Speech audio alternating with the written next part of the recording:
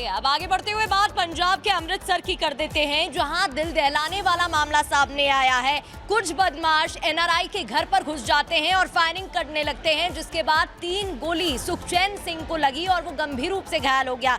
कुछ तस्वीरें भी आपको दिखा रहे हैं, सीसीटीवी फुटेज सामने आया है। ये पूरी घटना सीसीटीवी में कैद हो गई।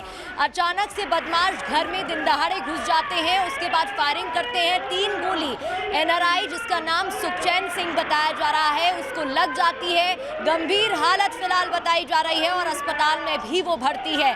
वहां पर लगे सीसीटीवी कैमरे में ये पूरी वारदात कैद हो गई है, जो टीवी स्क्रीन पर भी आप तस्वीरें देख रहे हैं। 3 बदमाश अचानक से घुसते हैं, घर में घुसने के बाद फायरिंग करने लगते हैं।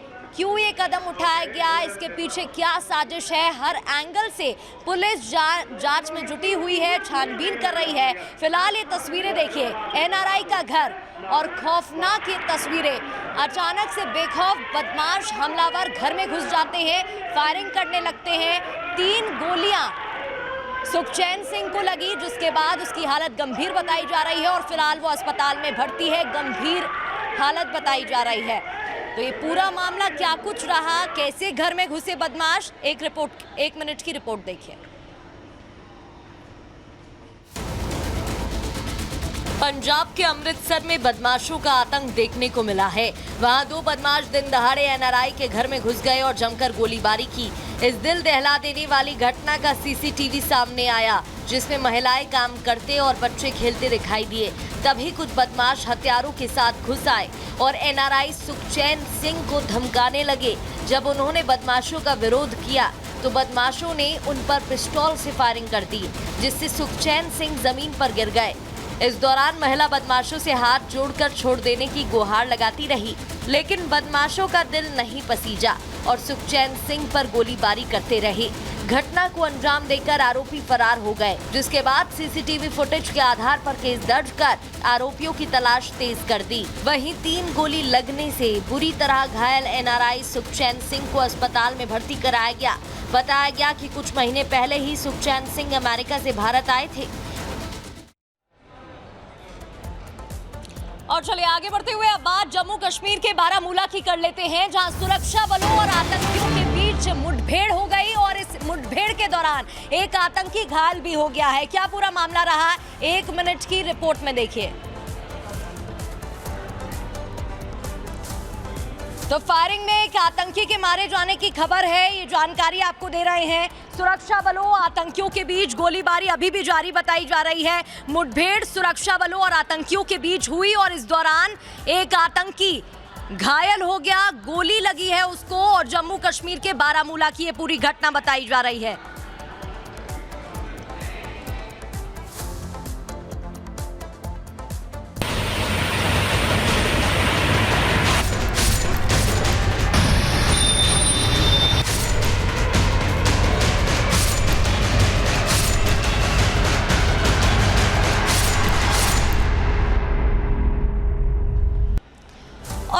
राजधानी दिल्ली की कर लेते हैं, जहां दिल्ली झीलों का शहर बन गया है। ये मैं इसलिए बोल रही हूं क्योंकि एक तरफ जहां डूबने से लोगों की मौत की खबर सामने आ रही है, तो वहीं बिजली की वजह से करंट लगने की खबरें भी सामने आ रही हैं और इसके शिकार मासूम लोग हो रहे हैं।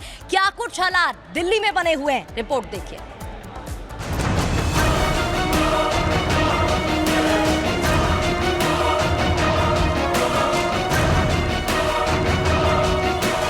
दिल्ली में बड़े बड़े वायदे किए गए, राजधानी को झीलों का शहर बनाने का सपना दिखाया गया, लेकिन कुछ घंटों की बारिश से दिल्ली की सड़कें ही झील बन गई। ऐसी झील जो लोगों की मौत का कारण बनती जा रही है।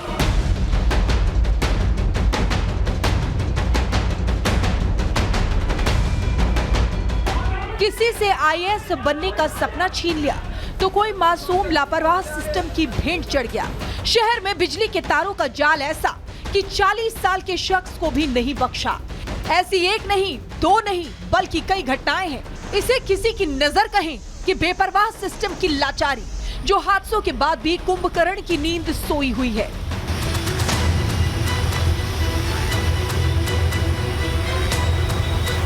दिल्ली में एक दिन पहले हुई मूसलाधार बारिश की वजह से सड़क हो या गलियां, हर जगह पानी भर गया।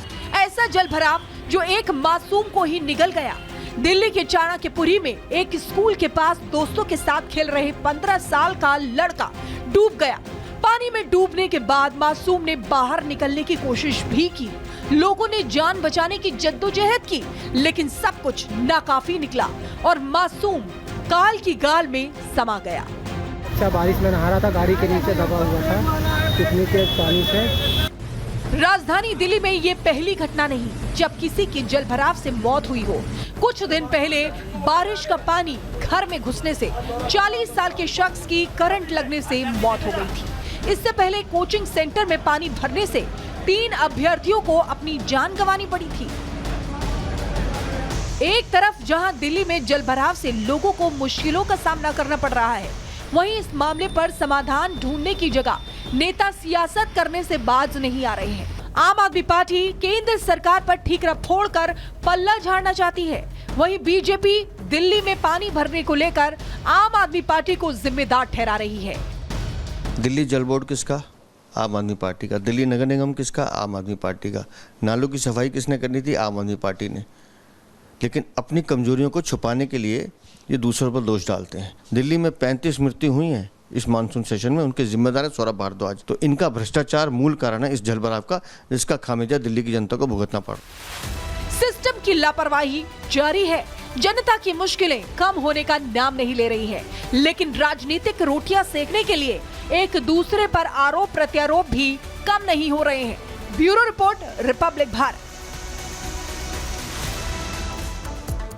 और अब बात करते हैं राजस्थान के जालौर की, जहां पर बारिश की वजह से बाढ़ जैसे हालात हैं। आपको बताएं कि सुंदा माता की पहाड़ियों पर लगातार बारिश हो रही है, जिसकी वजह से हालात जो है वो पूरी तरह से बाढ़ जैसे वहां पर नजर आ रहे हैं। लोगों को भारी दिक्कतों का सामना करना पड़ रहा है। सैलाब की मार जो है वो भी राजस्थान भी इस वक्त झेलता हुआ नजर आ रहा है।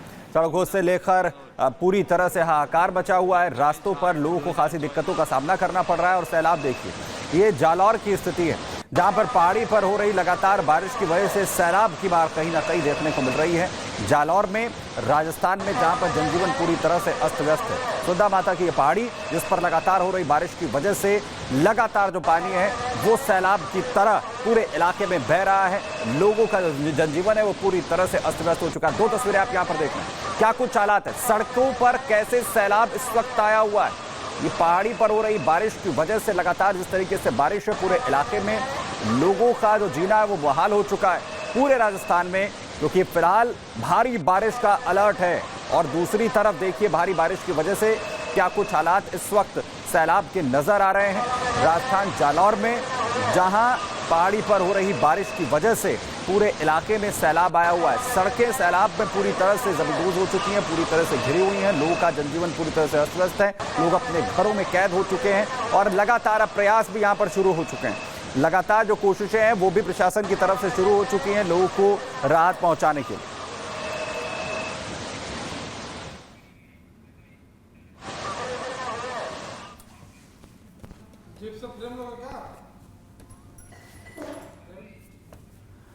और भाई दूसरी तरफ तस्वीरें हम आपको दिखा रहे हैं कोलकाता से, जहां पर लगातार भारी बारिश चल रही है, लेकिन इसके बीच भी मर्डर रेप मामले को लेकर लगातार जो प्रदर्शन है वो जारी है।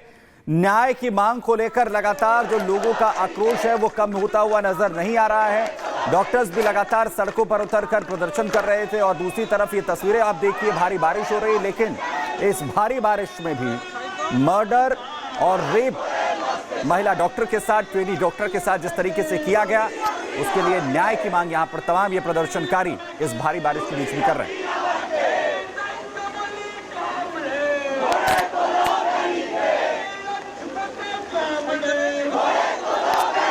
तो न्याय की मांग की जा रही है। 2 तस्वीरें आप यहां पर देखिए लगातार, और सबका कहना है कि जब तक न्याय नहीं मिलेगा यहां पर बेटी को, तब तक किसी तरह प्रदर्शन चल रहा है।